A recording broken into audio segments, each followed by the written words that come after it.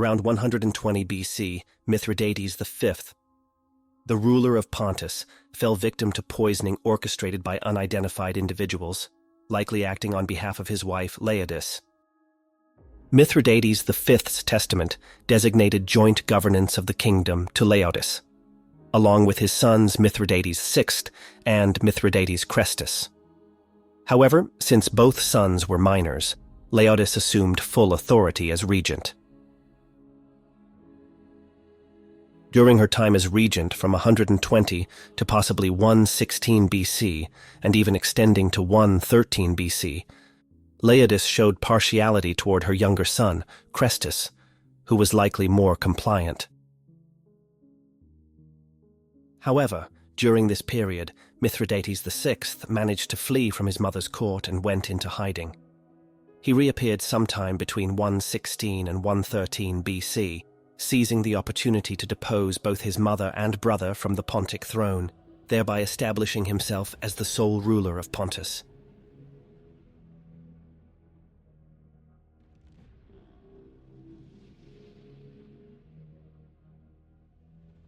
Mithridates harbored aspirations of establishing his state as the predominant force in the eastern part of Asia Minor and the Black Sea vicinity. Initially, he asserted control over Colchis, a territory situated to the east of the Black Sea, which had been an autonomous kingdom before the period 164 BC. Following this, he engaged in conflicts for dominance over the Pontic steppe, contending with the Scythian king Pallicus for supremacy in the region. The key cities and figures of the Crimea, including the Tauric Chersonesus and the Bosporan kingdom, willingly relinquished their sovereignty in exchange for Mithridates' safeguard against the Scythians, their long-standing adversaries. Pontic general Diophantus inflicted significant casualties upon the Scythians and their allies, prompting them to acknowledge Mithridates as their superior. The youthful monarch then directed his focus towards Asia Minor, where the influence of the Roman Empire was burgeoning. He orchestrated a plan to divide Paphlagonia and Galatia with King Nicomedes III of Bithynia. However, Mithridates soon realized that Nicomedes was aligning his realm with the expanding Roman Republic, prompting tensions to escalate. As disagreements between Mithridates and Nicomedes over control of Cappadocia escalated, Mithridates emerged victorious in a series of conflicts, compelling Nicomedes to openly seek assistance from Rome. Twice, the Romans intervened in the conflict in support of Nicomedes between 95 and 92 BC. This left Mithridates with little alternative if he aimed to pursue the expansion of his realm, except to anticipate a potential war between Rome and Pontus. At this juncture, Mithridates had firmly decided to oust the Romans from Asia. The subsequent ruler of Bithynia, Nicomedes IV, was essentially a puppet of the Romans, susceptible to their influence. Mithridates sought to depose him, but his efforts proved futile. Encouraged by his Roman counselors, Nicomedes initiated hostilities against Pontus. Meanwhile, Rome was embroiled in the Social War, a domestic conflict with its Italian allies, resulting in limited Roman forces in the province of Asia.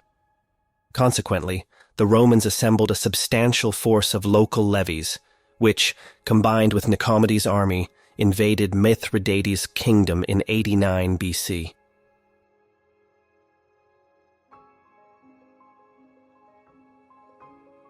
Mithridates achieved a significant triumph, dispersing the forces led by the Romans.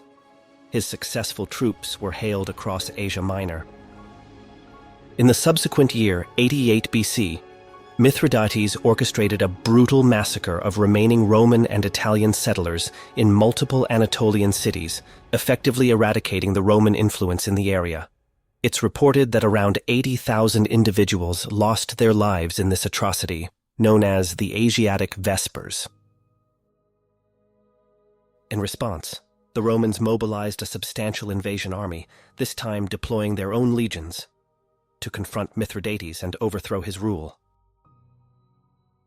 The First Mithridatic War, waged from 89 BC to 85 BC, witnessed Lucius Cornelius Sulla driving Mithridates out of mainland Greece. Despite securing victories in numerous engagements, Sulla, facing condemnation from his adversaries in Rome, swiftly initiated peace negotiations with Mithridates. Upon Sulla's departure for Italy, Lucius Licinius Murena assumed command of the Roman forces stationed in Anatolia. The permissive peace accord, though never officially endorsed by the Senate, enabled Mithridates to rebuild his military strength. Murena's offensive against Mithridates in 83 BC instigated the Second Mithridatic War, spanning from 83 BC to 81 BC. Mithridates emerged victorious at the Battle of Halys in 82 BC, defeating Murena's inexperienced legions before another peace agreement was reached.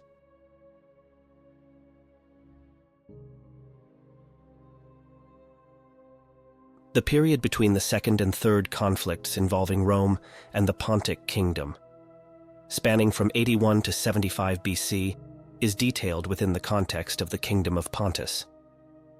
During this time, the protracted piracy conflicts emerged as an outgrowth of the First Mithridatic War, particularly stemming from the alliance between Mithridates VI and Sertorius.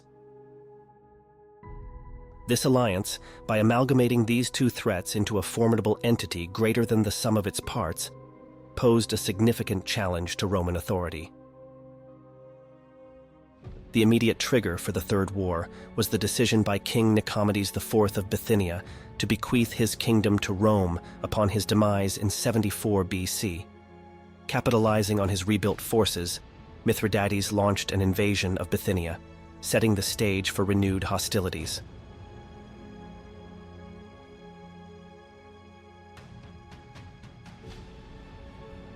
Launching his offensive simultaneously with a rebellion led by Sertorius in the Spanish provinces, Mithridates initially faced little resistance. In response, the Senate dispatched consuls Lucius Licinius Lucullus and Marcus Aurelius Cotta to confront the Pontic threat. Pompey, another potential candidate for such a crucial command, was engaged in Hispania assisting Metellus Pius in quelling Sertorius's revolt. Lucullus was tasked with governing Cilicia, while Cotta was assigned to Bithynia. Historians suggest that Lucullus commanded around 30,000 infantry and 1,600 to 2,500 cavalry, whereas rumors circulated that Mithridates had amassed a force of up to 300,000 men. The original strategy entailed Cotta restraining Mithridates' navy, while Lucullus launched a land-based assault. Consequently, Cotta was directed to position his fleet at Chalcedon, while Lucullus advanced through Phrygia with plans to invade Pontus. However, Lucullus had barely progressed when reports arrived indicating that Mithridates had swiftly moved westward, engaging and defeating Cotta in the Battle of Chalcedon. Cotta was compelled to retreat behind the fortifications of Chalcedon, with 64 Roman ships either seized or destroyed, and 3,000 of his men lost. He remained there awaiting Lucullus's assistance.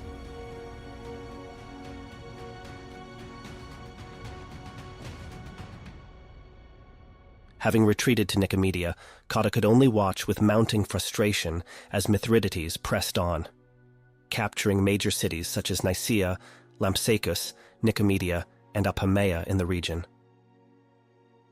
The sole exception was Cyzicus, which remained loyal to the Roman cause, likely due to the sacrifice of many of its citizens who had fought alongside Cotta's army as auxiliaries in the battle at Chalcedon.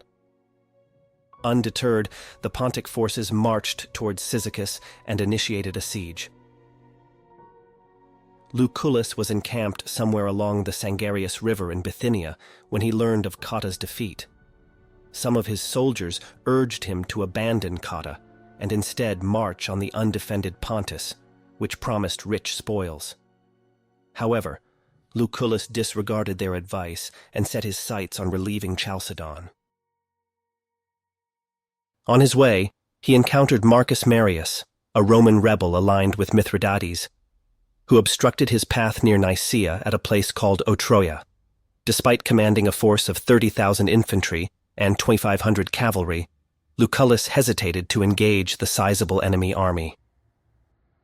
It was at this critical moment that an auspicious omen, as recounted by Plutarch, bolstered his resolve.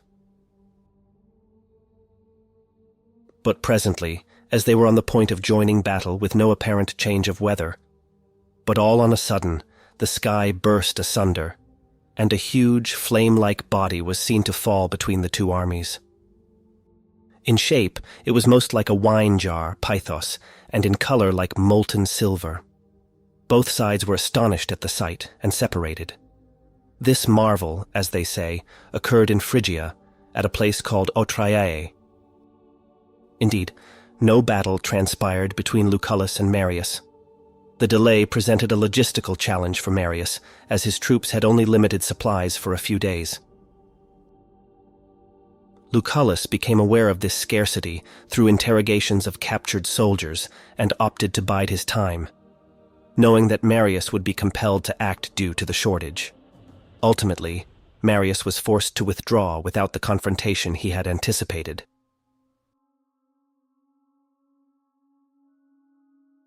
In the spring of 67 BC, while Lucullus was engaged in the siege of Nisibis, Mithridates unexpectedly returned to Pontus. The Romans had not anticipated Mithridates' swift action in Pontus, catching several small Roman detachments off guard. Nearby, the legate Gaius Valerius Triarius was in the process of bringing 2 legions to reinforce Lucullus when he assumed command of all Roman forces in Pontus. Following several skirmishes and minor battles, a significant engagement unfolded on a plain near Zela, known as the Battle of Zela. In this clash, the Romans suffered a decisive defeat, resulting in the loss of 7,000 soldiers, including 24 tribunes and 150 centurions. Consequently, Mithridates regained control over Pontus. During the winter of 68 to 67 BC, at Nisibis, Lucullus faced a significant challenge to his authority over his army, orchestrated by his young brother-in-law Publius Clodius Pulcher. It appeared that Pulcher, acting in the interests and possibly under the pay of Pompey the Great, sought to undermine Lucullus with the aim of succeeding him in the Eastern Command. Despite this internal strife, Lucullus managed to persuade his army to march back to Asia Minor to safeguard Roman interests in the region. However, when he urged them to continue the campaign against Mithridates, they refused. Exhausted from continuous warfare with little gain, they cast their purses at Lucullus's feet, accusing him of profiting personally from the war and demanding that he pursue it alone. Faced with the refusal of his army to campaign against Mithridates, Lucullus withdrew to Galatia, allowing Mithridates to consolidate his power and rebuild his army in Pontus.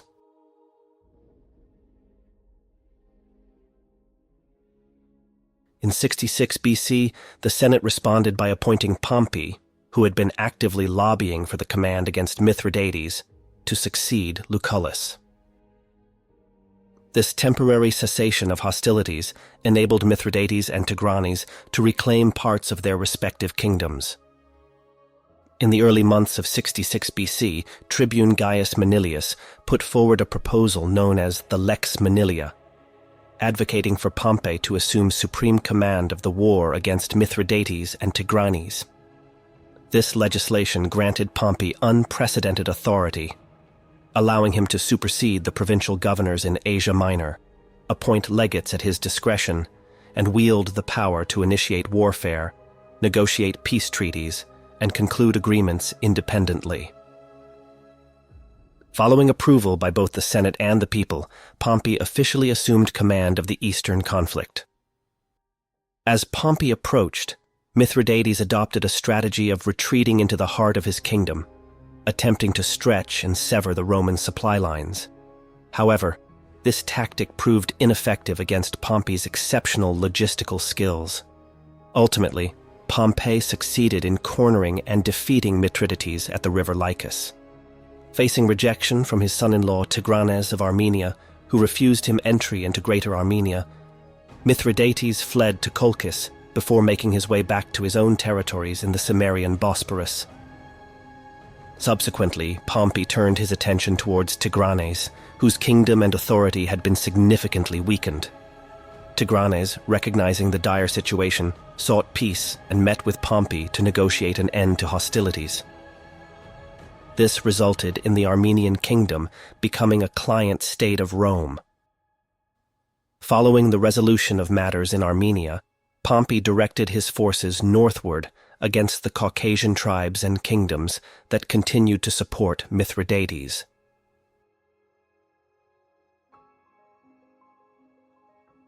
Following his defeat by Pompey in 65 BC, Mithridates fled with a small retinue from Colchis to Crimea, where he attempted to rally another army to challenge the Romans. However, his efforts proved unsuccessful. By 63 BC, he retreated to the citadel in Panticapaeum. Meanwhile, his eldest son Machaerus, now ruler of the Cimmerian Bosporus, which had been reorganized by the Romans, showed no inclination to support his father. In an act of desperation, Mithridates had Machaerus assassinated and assumed the throne of the Bosporan kingdom with the intention of reclaiming Pontus from the Romans.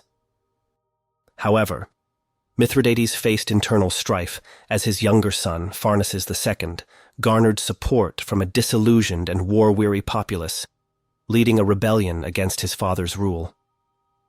The betrayal, coupled with the devastating defeat in battle, dealt a profound blow to Mithridates, leading him to contemplate suicide by poison.